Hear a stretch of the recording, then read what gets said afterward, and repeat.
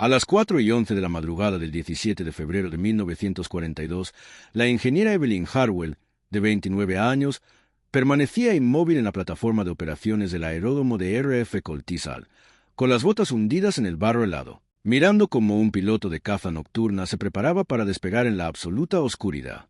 La pista estaba cubierta por un brillo tenue de escarcha. El viento del mar del norte soplaba bajo, cortante, atravesando la ropa. Las luces rojas del hangar parpadeaban cada pocos segundos como un presagio. Pero no era el frío lo que mantenía rígida a Evelyn. Era el pánico silencioso que llevaba 8 meses creciendo dentro de la RAF.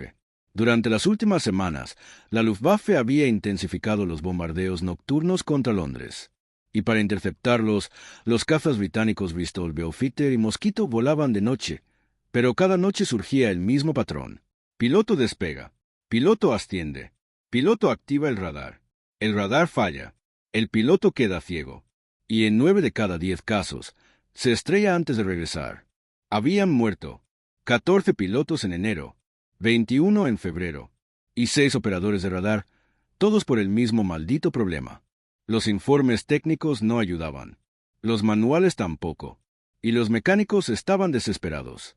El fallo aparecía en pleno vuelo, sin patrón claro, sin aviso, sin causa aparente. Los pilotos lo describían de la misma forma. El radar se apaga, de golpe, como si alguien tirara de un interruptor. Y cuando vuelve, si vuelve, ya es demasiado tarde. El alto mando lo llamaba interferencia estática. Los pilotos lo llamaban la sombra negra. Pero Evelyn Harwell sabía que no era ninguna sombra. Era un fallo eléctrico crítico, profundo, invisible, y estaba matando los mejores pilotos nocturnos de Inglaterra. Llevaba 7 meses estudiando el problema en el Royal Aircraft Establishment. 7 meses leyendo informes que describían aviones hechos pedazos en campos de Norfolk.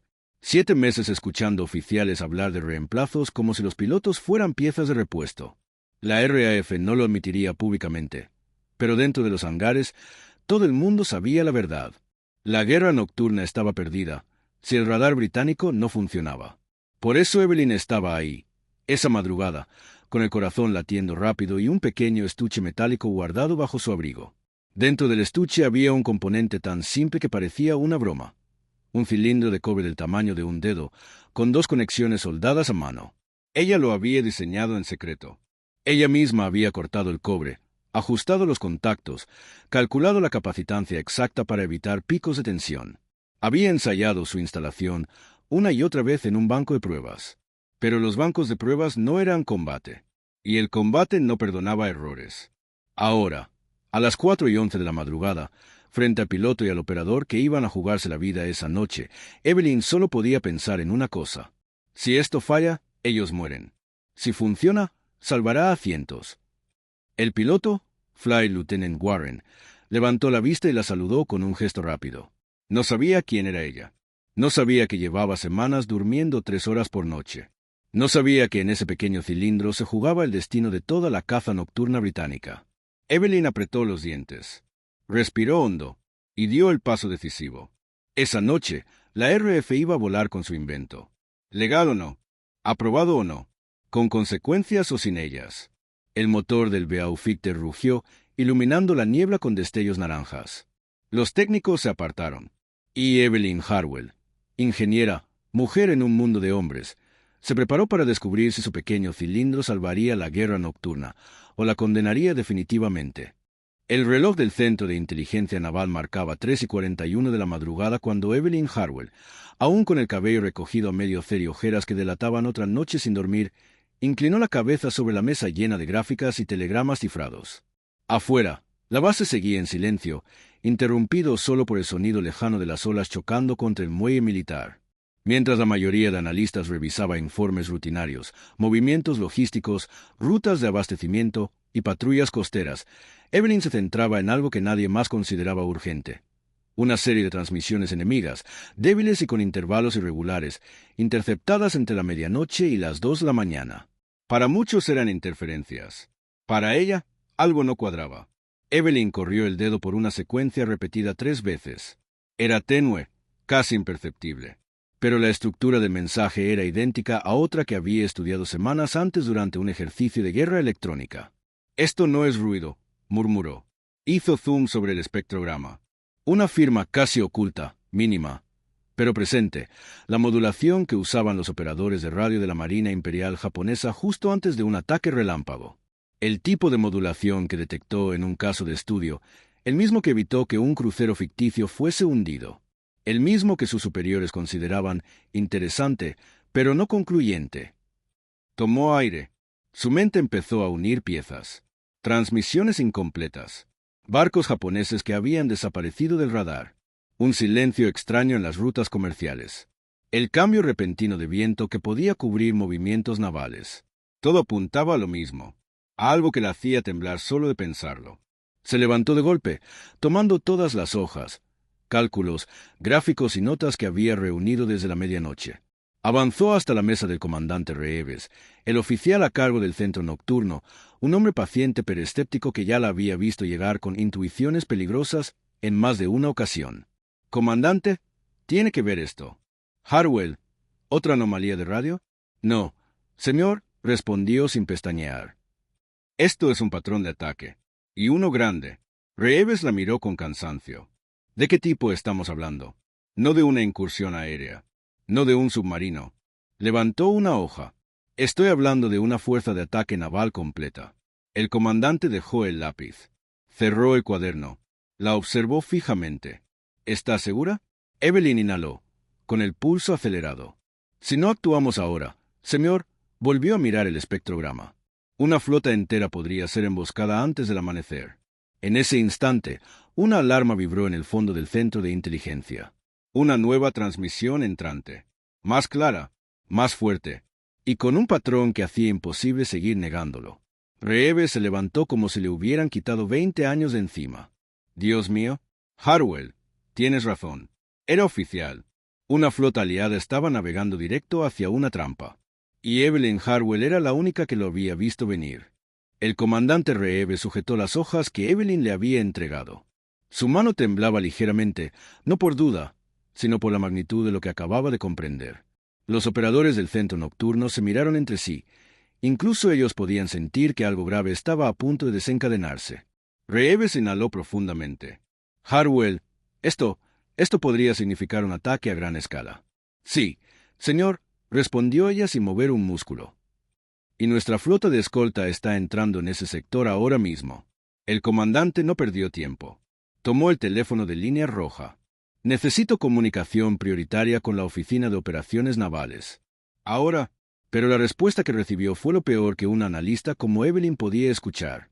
«El almirante está descansando. Son las 4 de la mañana». Reeves apretó los dientes. «Pues despiértenlo». Pero antes de que pudiera continuar, Evelyn levantó la vista hacia el reloj del muro. 3:49 de la madrugada. «Señor, la ventana para que la flota cambie rumbo es de menos de 30 minutos. Si no enviamos la orden antes de las 4:15, no podrá maniobrar a tiempo». Reeves lo sabía. Ella lo sabía. Todos lo sabían.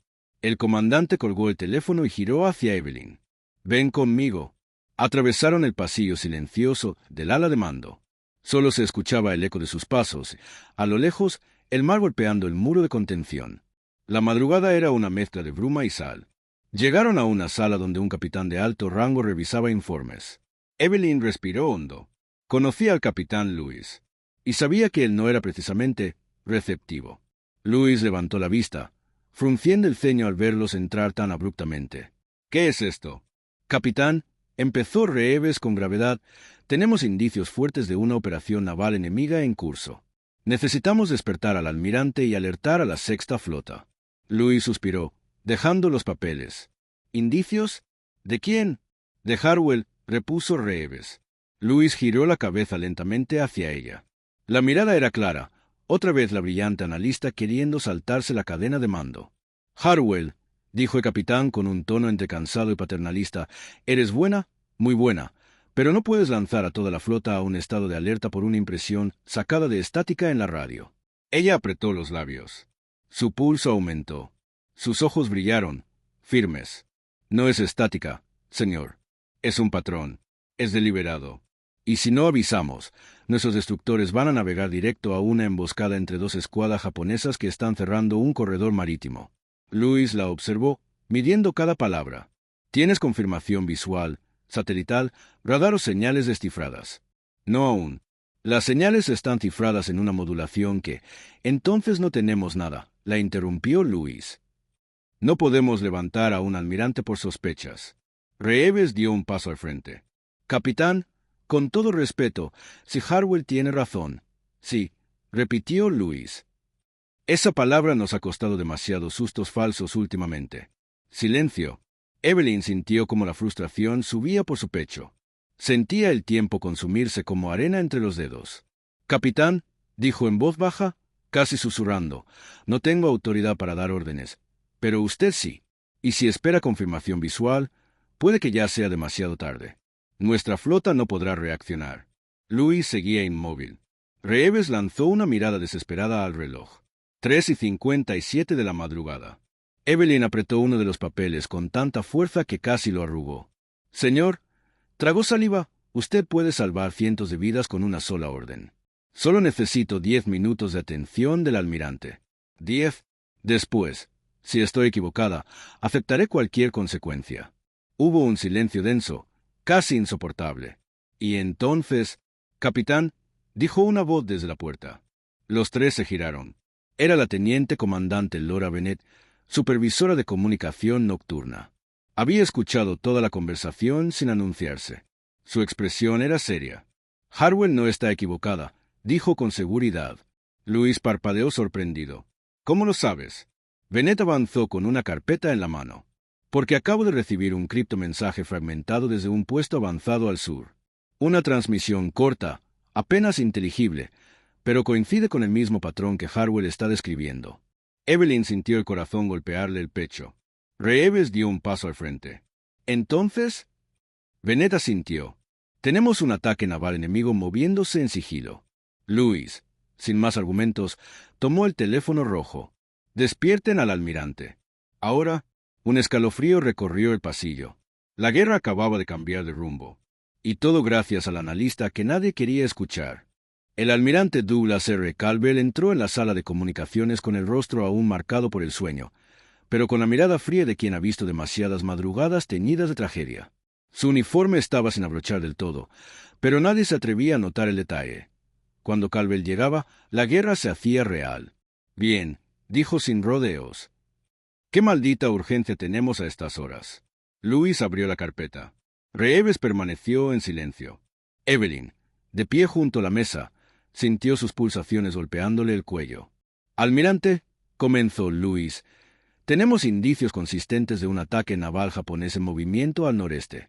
Harwell ha identificado un patrón repetido en señales cifradas. Caldwell levantó la mano. ¿Harwell? Su mirada se posó en ella. ¿La misma analista que predijo un ataque inexistente hace 3 meses? Evelyn tragó saliva. Sí, era ella. El error que la perseguía como una sombra. Sí, señor, respondió Evelyn sin titubear. Pero esta vez no es una estimación. Es un patrón estructurado. 2 escuadras moviéndose en abanico, cerrando un corredor marítimo. Y nuestra flotilla de destructores Brassfield está entrando en ese corredor en este mismo instante. El almirante se inclinó sobre la mesa, pensativo. ¿Confirmación? Bennett intervino. Señor, un puesto avanzado al sur captó un criptofragmento que coincide con el patrón. No pudimos decodificarlo completo, pero la cadencia y la modulación son japonesas. Caldwell miró el reloj de pared. 4:06 de la madrugada. ¿Dónde está la sexta flota en este momento? Preguntó. Reeves respondió. A 34 millas del punto de convergencia. Si maniobran en los próximos 8 minutos, pueden salir de la emboscada. Caldwell respiró hondo. Entonces enviemos la orden. Luis tomó el transmisor. Pero justo cuando iba a dictar el mensaje, la sala se sumió en un breve parpadeo de luz. Las radios emitieron un crack eléctrico. Los paneles se reiniciaron. ¿Qué demonios fue eso? Preguntó Caldwell con un tono que heló a todos. La teniente Bennett revisó los equipos. Almirante, tenemos una interferencia masiva en la banda de alta frecuencia. No podemos transmitir. Evelyn sintió un golpe en el estómago. Eso es parte del patrón. Exclamó. Ellos lo usan para bloquear órdenes clave. Es una cortina de interferencia de corto alcance, ideada justo para este tipo de maniobra. Reeves miró al almirante. Señor, Si no transmitimos en los próximos 5 minutos, la Brassfield va a entrar directo en la trampa. Caldwell apretó la mandíbula. ¿Y la línea satelital? Falló hace 30 minutos, respondió Bennett. Creemos que es el mismo bloqueo. Silencio. Solo se oía el zumbido débil de las máquinas reiniciándose. Muy bien, dijo Caldwell finalmente. Intentemos transmisión por onda corta auxiliar. Ingenieros, cambien la matriz. Pero Evelyn dio un paso adelante. ¿No funcionará, señor? También la tienen bloqueada. Hay solo una frecuencia que no han tocado, porque es demasiado antigua y demasiado impredecible. La frecuencia de emergencia naval de 1928. Las claves son manuales. No pueden interceptarla tan rápido. Caldwell la observó intensamente. ¿Está segura? Evelyn respiró hondo. No, pero es la única opción. Caldwell se giró hacia Louis. Prepárelo. Los operadores comenzaron a mover diales, activar conmutadores, reconectar paneles. La sala se volvió un caos organizado.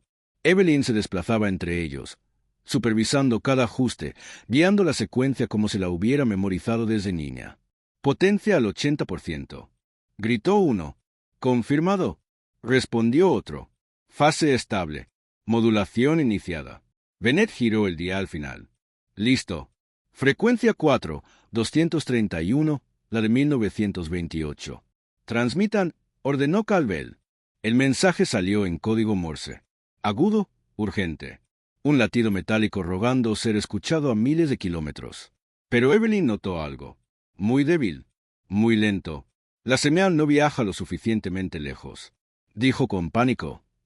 Está perdiendo fuerza por la interferencia residual. Necesitamos más potencia. Bennett negó con la cabeza. Si aumentamos la potencia, el transmisor se quemará. Evelyn no dudó. Entonces lo quemaremos. Caldwell la miró fijamente. Y por primera vez esa noche, el almirante sonrió con respeto. Háganlo, ordenó. Los ingenieros aumentaron la potencia. El panel comenzó a vibrar. Las luces parpadearon. Un olor a metal caliente llenó la sala. Pero la señal se amplificó. Y entonces, un operador gritó. Confirmación. La Brassfield recibió el mensaje. Están cambiando rumbo. Evelyn cerró los ojos. Lo habían logrado. Pero antes de que pudiera celebrar, otro operador levantó la vista con horror. Señor, recibimos un nuevo mensaje. No es de la Brassfield.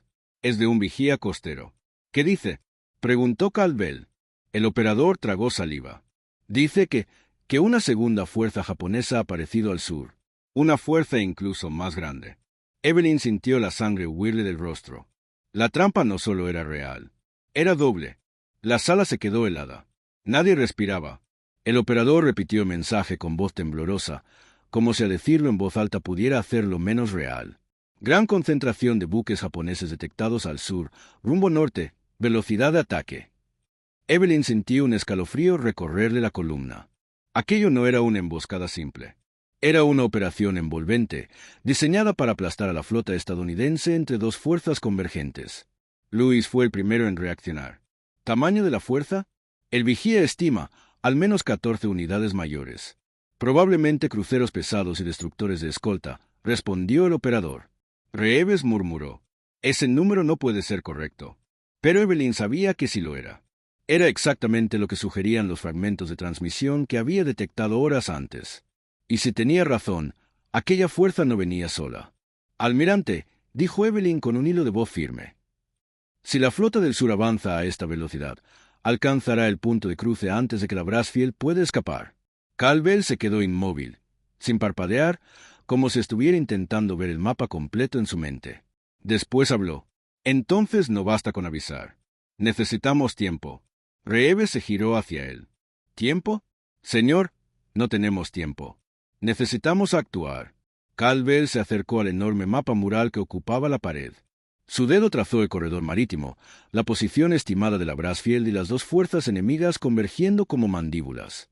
La única forma de salvar a la flotilla, dijo con voz baja, es obligar a los japoneses a frenar o a cambiar su formación. Louis frunció el ceño. ¿Frenar? ¿Cómo? No tenemos barcos en la zona. Caldwell no respondió de inmediato. Fue Evelyn quien entendió primero. Lentamente, casi con miedo de oír sus propias palabras, dijo, Señor, Usted está pensando en enviar los cañoneros costeros. Todos se quedaron quietos. Reeves abrió los ojos con incredulidad. Eso es suicida. Los cañoneros no están diseñados para enfrentar cruceros japoneses. Están armados para hostigar, no para detener una flota entera. Pero Caldwell no se echó atrás. No necesitamos que los detengan, dijo, mirando a Evelyn. Solo necesitamos que los retrasen. 5 minutos serían suficientes para que la Brassfield salga de la pinza. Bennett habló casi en un susurro. 5 minutos bajo fuego enemigo es una sentencia de muerte. Un silencio largo, pesado, cayó sobre la sala. Evelyn sintió un nudo en la garganta, pero también algo más profundo. La misma determinación que vio en Caldwell durante la introducción a este guión, cuando aún no existían mapas ni amenazas confirmadas, sino solo corazonadas y patrones que solo ella veía. «Almirante», dijo Evelyn, «si vamos a enviar a esos hombres, tenemos que estar seguros de que su sacrificio servirá de algo». Caldwell la miró. «Estoy dispuesto a perder barcos, Harwell. No estoy dispuesto a perderlos en vano». ¿Su análisis sigue sosteniendo que la flota japonesa convergerá en este punto? Evelyn tragó saliva. Todo dependía de lo que dijera ahora.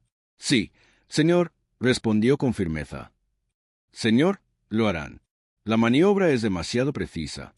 Ellos cuentan con que no lo veremos venir». Caldwell asintió lentamente. Luego se volvió hacia los oficiales. «Muy bien. Pongan a los cañoneros Archer, Hawthorne y Riefield en alerta roja. Que salgan en 10 minutos. Orden directa del mando». Reeves dio un paso adelante. «Señor, esos hombres merecen saber que no regresarán». «Lo sabrán», respondió Caldwell. «Pero aún así irán». Bennett levantó una mano débilmente. «¿Y si los japoneses detectan el movimiento? Podrían acelerar o abrir fuego antes de que los cañoneros se acerquen». Caldwell no respondió. Todos miraron hacia Evelyn, esperando un análisis, una predicción, una esperanza matemática. Ella respiró hondo. Si aceleran, perderán precisión en la maniobra. Si abren fuego antes, revelarán su posición real. En ambos casos, ganamos segundos. Y en una operación así, segundos son vidas. El almirante la miró con una mezcla de orgullo y fatalidad. «Entonces, que así sea». Encendió el intercomunicador y dio la orden final. «A todas las unidades costeras. Operación Escudo Constante inicia ahora. Que Dios nos acompañe». Mientras la sala se agitaba en movimientos frenéticos, tablas deslizándose, teletipos golpeando, operadores corriendo, Evelyn se quedó quieta, sintiendo el peso de la decisión caer sobre sus hombros. Habían salvado la Brassfield, pero ahora habían enviado a otros hombres a una misión imposible. Y la operación japonesa aún tenía un último secreto. Las sirenas de emergencia resonaron en la base naval como un rugido metálico que atravesaba el cemento. Técnicos, radiooperadores y marineros comenzaron a correr hacia sus puestos. En los muelles, el aire se llenó de olor a diésel, a pintura caliente, a acero vibrando bajo tensión. El USS Archer, el Hawthorne y el Riefield, 3 cañoneros costeros de patrulla, reposaban como bestias viejas y cansadas. No eran rápidos, no eran fuertes, pero eran resistentes, tenaces, y sus tripulaciones conocían cada centímetro del casco como si fueran sus propias manos. El capitán del Archer, James Rylland, un veterano de voz áspera y mirada curtida, recibió la orden directamente del puente de mando. «Operación Escudo Constante», murmuró al leer los códigos. «Así que, al fin nos toca». El contramaestre le observó con el rostro tenso. «Señor, ¿es esto lo que creo?» Rylland no contestó. Solo asintió, como aceptando una verdad que llevaba demasiados meses esperando. En el Hawthorne, el comandante Rafe Mendoza reunió a sus hombres en cubierta. Algunos jóvenes, otros ya con el cabello gris, todos con la misma pregunta silenciosa en los ojos. Mendoza habló sin rodeos. «La misión es crítica. Si lo logramos, salvamos a cientos. Si fallamos, al menos caeremos sabiendo que evitamos algo peor». No hubo gritos, ni aplausos, ni patriotismo forzado. Solo una fila de cabezas inclinándose, una aceptación silenciosa de lo que implicaba salir al mar sabiendo que no había retorno asegurado. En la sala de mando, Evelyn observaba los 3 barcos desde la ventana reforzada mientras se alejaban lentamente del muelle. «No es justo», dijo en voz baja. Caldwell estaba junto a ella. «La guerra no es justa, Harwell. Pero gracias a usted, sabrán por qué van a luchar». Ella cerró los ojos un segundo. Lo único que podía pensar era, Ojalá regresen. Ojalá al menos su sacrificio cuente.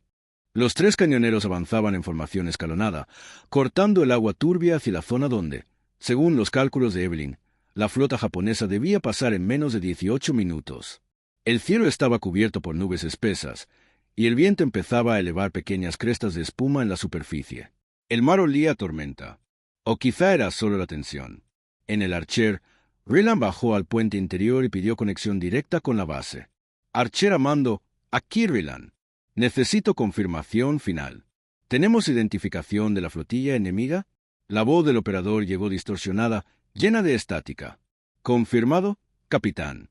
Reportes indican 2 cruceros pesados clase Myoko, un crucero ligero, 5 destructores, 4 transportes y al menos 2 patrulleros de escolta. Ryland apoyó la frente sobre el antebrazo un instante. Dios santo, eran demasiados, incluso más de lo que Evelyn había predicho. Mientras tanto, en la sala de análisis de señales, Evelyn revisaba por última vez los patrones. Cada segundo que pasaba le daba más miedo.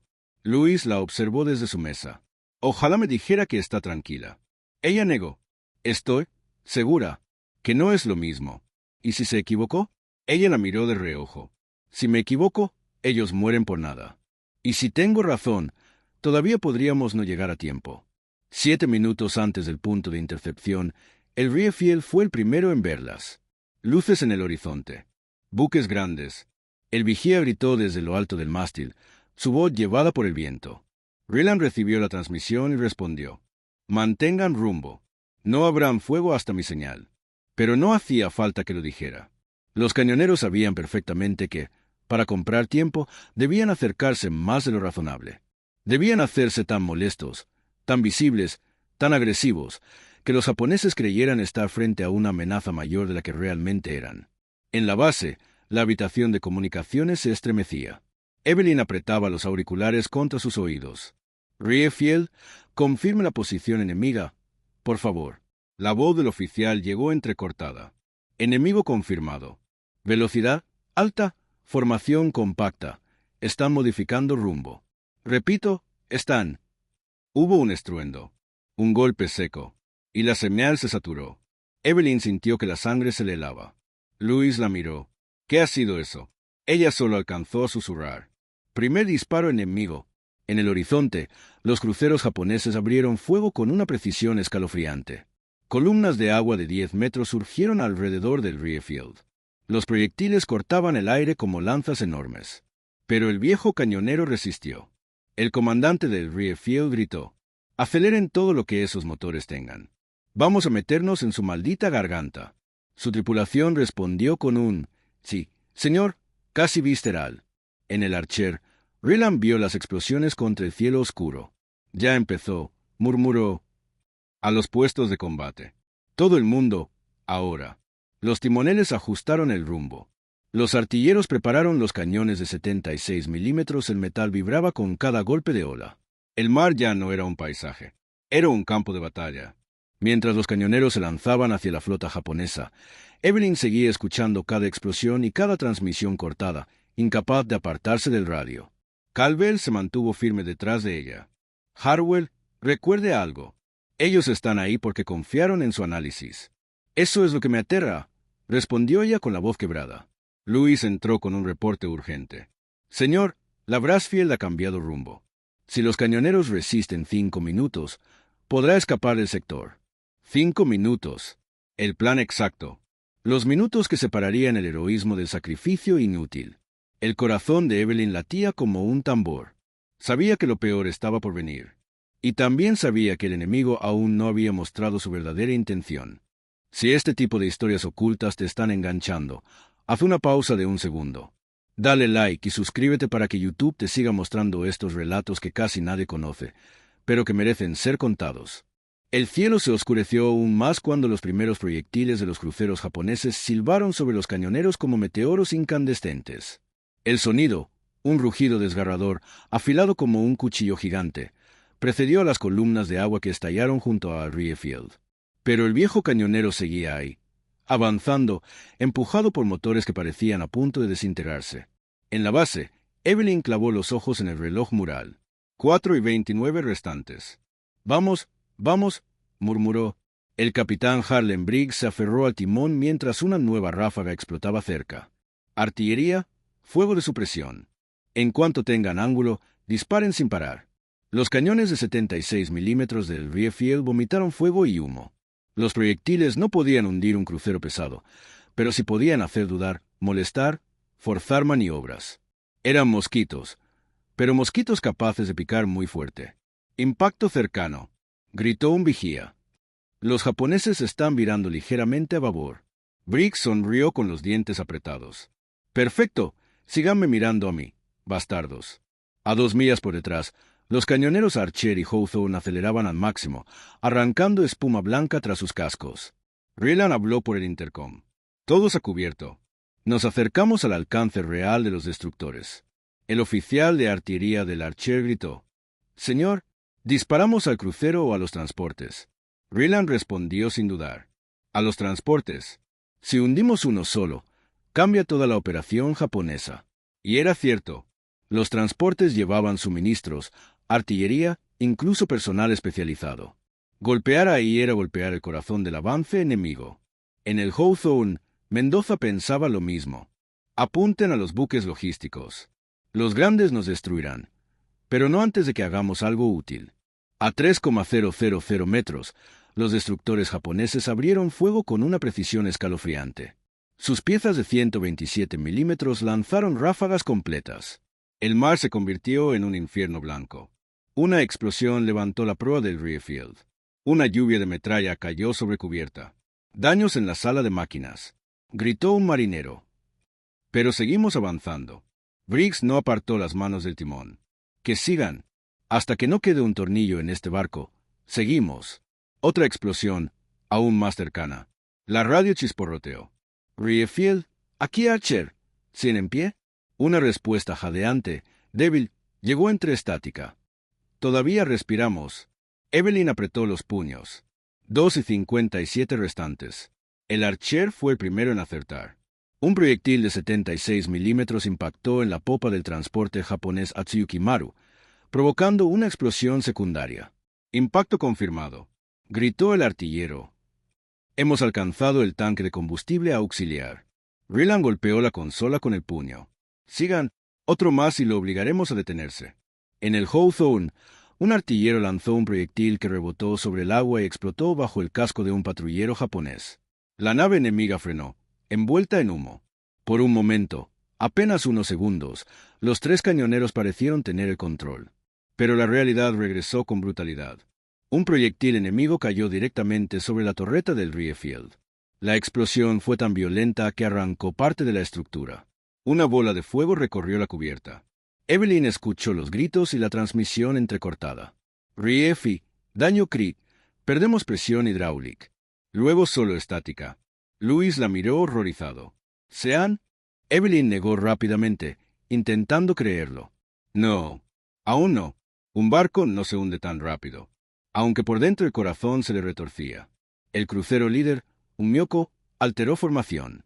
Sus cañones comenzaron a apuntar no a los cañoneros, sino al punto exacto donde tendría que pasar la Brassfield, el barco aliado que Evelyn intentaba proteger. Era la señal que ella temía. «Calvel», dijo, «van a lanzar una descarga completa para cerrar la ruta». «¿Pueden detenerlos?», preguntó el comandante. Evelyn miró el reloj. 1:11 restantes. Si alguno de los cañoneros intercepta la salva, sí. Pero interceptar la salva significaba colocarse entre los Myoko y la trayectoria prevista. Es decir, morir de inmediato. El Archer recibió el aviso. Rieland escuchó la transmisión con el rostro endurecido. «Capitán», dijo su segundo al mando, «si hacemos eso, nos vuelan en pedazos». Rieland respiró hondo. «Entonces moriremos haciendo exactamente lo que vinimos a hacer». En el Hawthorne, Mendoza tomó la misma decisión sin pedir permiso. «Preparad el viraje. Vamos a interponernos». La tripulación lo miró, algunos con miedo, otros con orgullo. «Señor», dijo el timonel, «ha sido un honor». Los cañoneros viraron bruscamente hacia la línea de fuego japonesa. Los Myoko cargaron sus cañones principales. Cada torre giró lentamente, como una sentencia de muerte mecánica. Evelyn escuchaba los respiradores, los pasos, los choques metálicos, y sabía que lo que estaba a punto de pasar quedaría grabado en la historia naval. 30 segundos. El Archer avanzaba directo hacia la trayectoria. El Hawthorne también. 25 segundos. El Riefield, incompleto, dañado, ardiendo, y aún así aceleró. 20 segundos. Evelyn ya no respiraba. Se alzan 3 barcos contra una flota entera. Los Myoko dispararon. La salva salió como un trueno que partió el aire. Y los 3 cañoneros aliados hicieron lo impensable. Se lanzaron de lleno hacia la línea de fuego. Si quieres que sigamos rescatando historias reales de personas que cambiaron el rumbo de la guerra sin disparar un solo tiro, haz clic en like ahora mismo. Es el empujón que mantiene vivo este tipo de contenido, igual que Evelyn mantuvo vivos a cientos de pilotos. La salva de los Myoko avanzaba por el aire como un enjambre de demonios de acero. 24 proyectiles de gran calibre, cada uno capaz de partir un barco en 2, surcando el cielo en un arco perfecto, mortal, inevitable.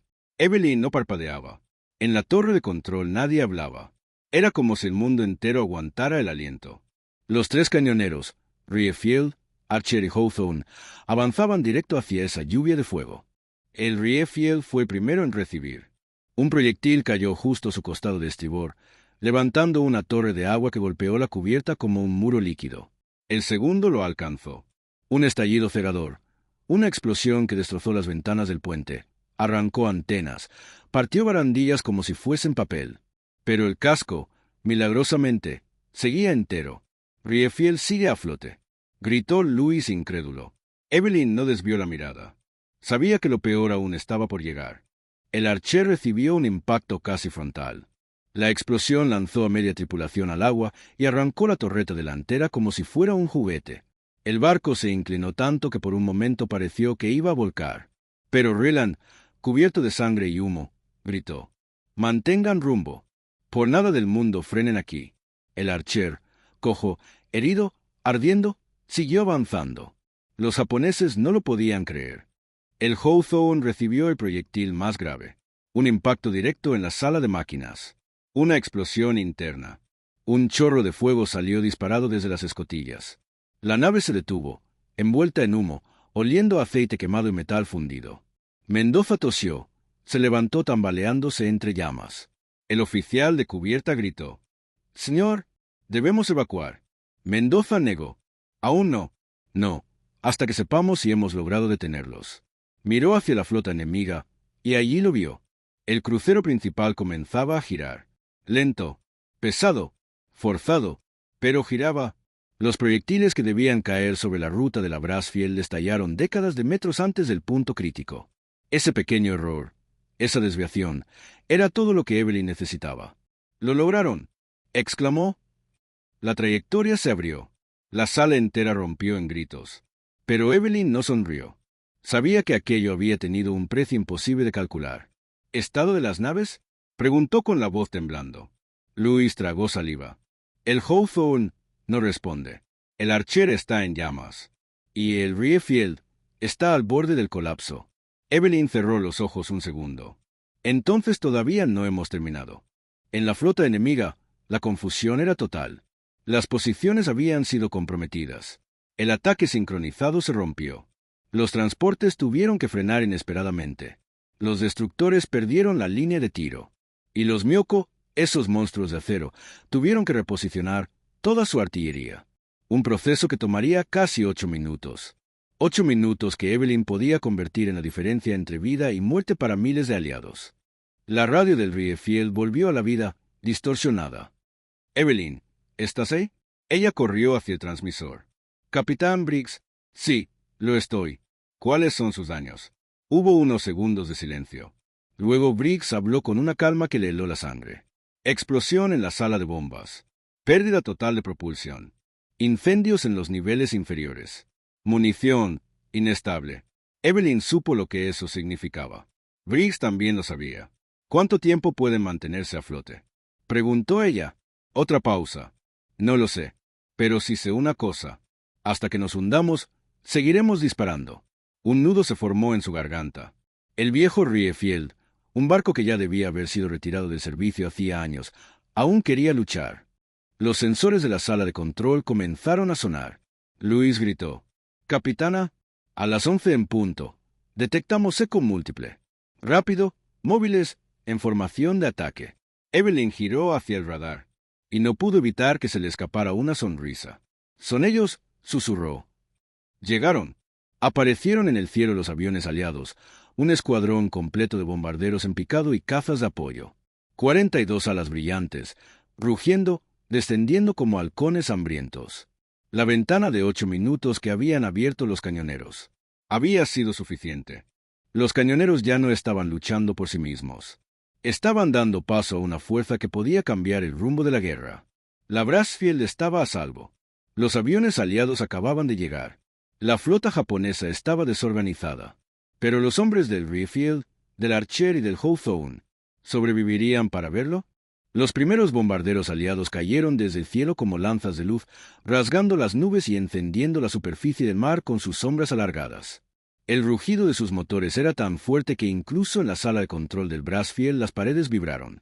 Los japoneses, tomados por sorpresa, tardaron apenas unos segundos en reaccionar. Pero en una batalla naval, unos segundos pueden definir la historia de una nación. Las baterías antiaéreas de los Myoko despertaron de inmediato. Traces rojas y verdes treparon hacia el cielo en líneas perfectas como si hubieran sido dibujadas con escuadra y fuego. «Nos están apuntando a nosotros», gritó Luis. «No», dijo Evelyn con la mirada clavada en el radar. «Están apuntando a los bombarderos, pero cualquier error va a caer encima de nosotros». Los destructores japoneses comenzaron a liberar cortinas de humo, extendiendo nubes negras y espesas que intentaban cubrir a los cruceros. Pero ya era demasiado tarde. Los bombarderos aliados estaban entrando en picada. Un Dauntless descendió directamente hacia el Myoko principal. La nave japonesa, gigantesca, imponente, respondió con toda su artillería antiaérea. El cielo se convirtió en una tormenta de fragmentos metálicos. El Dauntless tembló, fue alcanzado en un ala, pero no se desvió. A 600 metros, a 300, a 100, soltó la bomba. Un segundo después, la explosión estalló justo en la cubierta trasera del Myoko, arrancando artillería secundaria y lanzando cuerpos y metralla al aire como si fueran marionetas. La torre de control entera gritó. Evelyn no. Ella seguía evaluando, observando, conectando cada pieza del caos. «Contacto con el Archer», anunció Luis. La radio escupió estática, fuego, voces ahogadas. «Incendio fuera de control, pérdida de energía. Estamos tratando de mantenernos». Evelyn sintió como el corazón le golpeó el pecho. El Archer estaba ardiendo vivo. «¿Y el Riefield?», preguntó, sin siquiera volverse. «El capitán Briggs dice que siguen disparando», respondió Luis, con una voz que sonaba más como un lamento que como un reporte. «¿Y el Hawthorne?». Luis bajó la cabeza. «No responde, capitana». Pero Evelyn no tenía tiempo para detenerse en eso. Cada segundo contaba. Los aviones aliados estaban atacando, pero los cruceros japoneses aún no estaban fuera de combate. Si los Myoko reorganizaban su artillería, si lograban realinear su salva, la Brassfield estaba perdida. El segundo escuadrón aliado apareció como un trueno detrás de las montañas.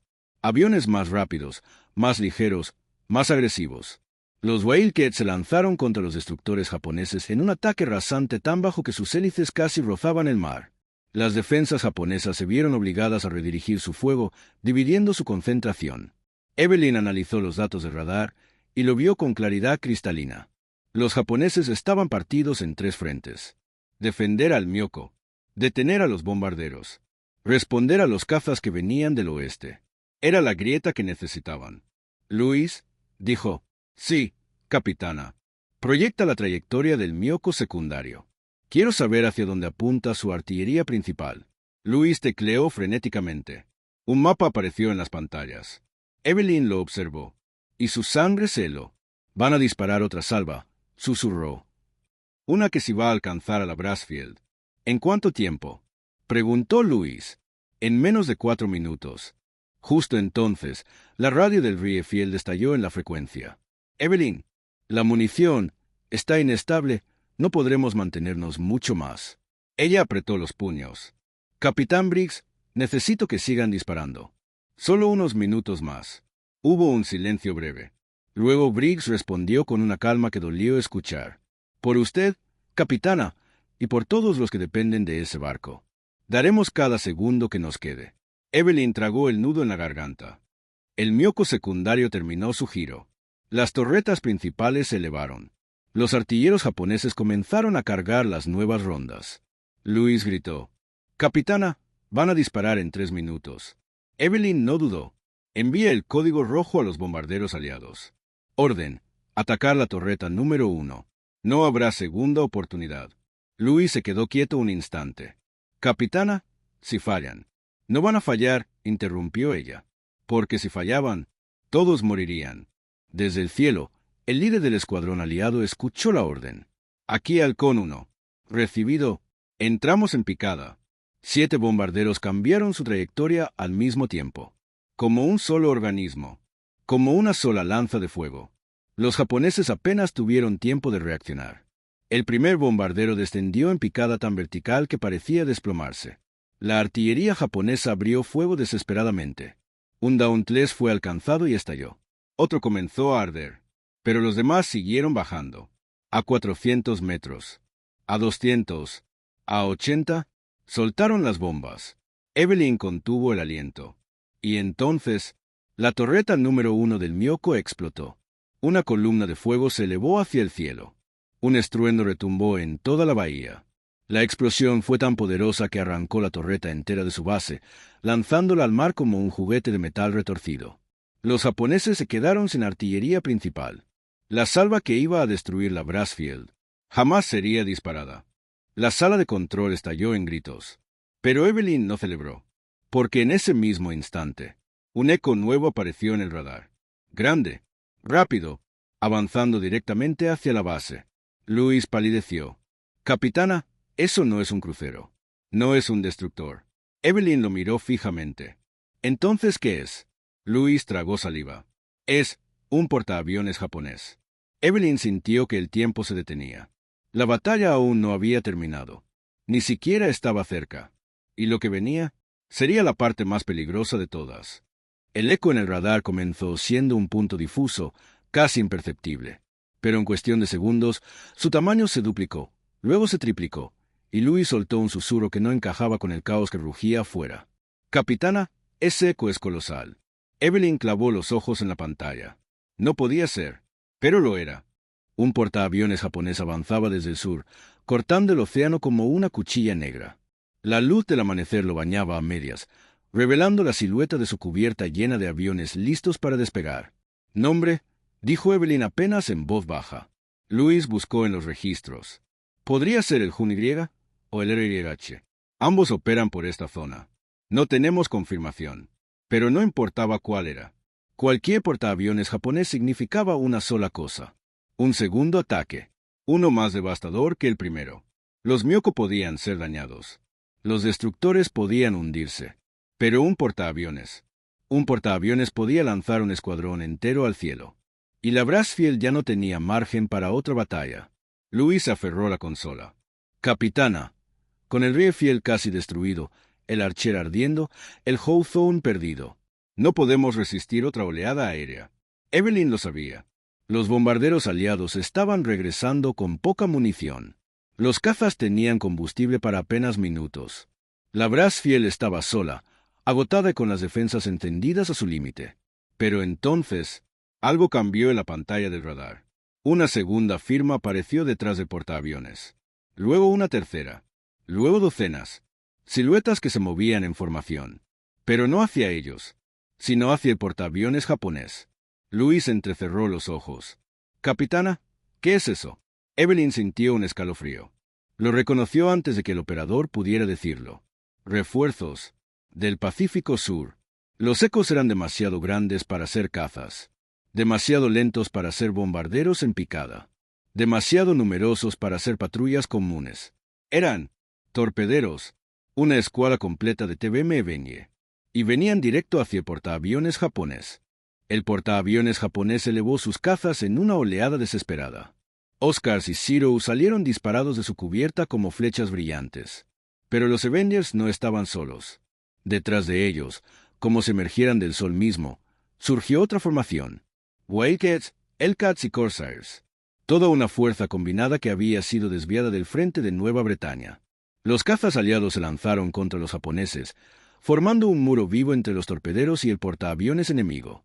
Y Evelyn lo vio con una claridad dolorosa. Nunca antes había presenciado un contraataque tan perfectamente sincronizado. Los Eveniers descendieron. Uno cayó por fuego antiaéreo. Otro ardió en llamas y explotó antes de tocar el agua. Pero los demás siguieron. A 600 metros. A 400. A 200. Soltaron sus torpedos. 5 líneas plateadas avanzaron entre las olas. Y entonces, impacto. 1, 2, 3 torpedos golpearon el costado del portaaviones japonés. El enorme buque se inclinó. Un rugido sordo recorrió el océano. Flamas naranjas se elevaron desde la cubierta. Y en menos de 2 minutos, el portaaviones comenzó a escorarse. Los aviones en cubierta resbalaron hacia el mar. Las explosiones internas se multiplicaron. Hasta que, finalmente, se partió en dos. El océano lo devoró. La radio del Viefiel volvió a sonar. «Capitana, lo logramos». Evelyn cerró los ojos un instante. Respiró hondo. La batalla que había comenzado con una desventaja aplastante terminaba ahora con la derrota total de la flota japonesa. Los Myoko estaban ardidos. Los destructores hundidos. El portaaviones desaparecido. Y la Brassfield seguía allí, herida, agotada, pero viva. Horas después, cuando el humo se disipó y el océano volvió a su ritmo natural, el comandante Briggs del Viefiel fue evacuado. Entre quemaduras, metralla incrustada y manos temblorosas. Pidió ver a Evelyn. Cuando ella se acercó a su camilla, él sonrió. «Capitana Harwell, no sé qué demonios hizo hoy, pero salvó a cada alma en este maldito mar». Ella solo respondió: «No lo hice sola». Briggs asintió. «No, pero usted tomó las decisiones que nadie más quiso tomar». Cuando la noticia llegó al alto mando, se redactó un informe secreto. El 21 de abril de 1944, gracias a la intervención de Evelyn Harwell, el Task Group 45.2 evitó la destrucción total. La identificación temprana, predicción de trayectorias y coordinación de ataques aéreos resultó decisiva. Nada mencionaba que ella estuvo 14 horas sin levantarse de su consola. Nada mencionaba que vio hundirse a compañeros. Nada mencionaba que esa noche, cuando cerró los ojos, solo vio fuego. Pero si quedó una línea final. De no haber sido por la oficial Harwell, el resultado habría sido catastrófico. Y así terminó la batalla que casi nadie recuerda, pero en la que una mujer, oculta detrás de una pantalla de radar, venció a una flota entera. Si esta historia te ha sorprendido, ayúdame a que no se pierda en el olvido. Dale like, suscríbete y comparte este video para que más personas conozcan a héroes que nunca tuvieron un reflector, pero que cambiaron el rumbo de la guerra.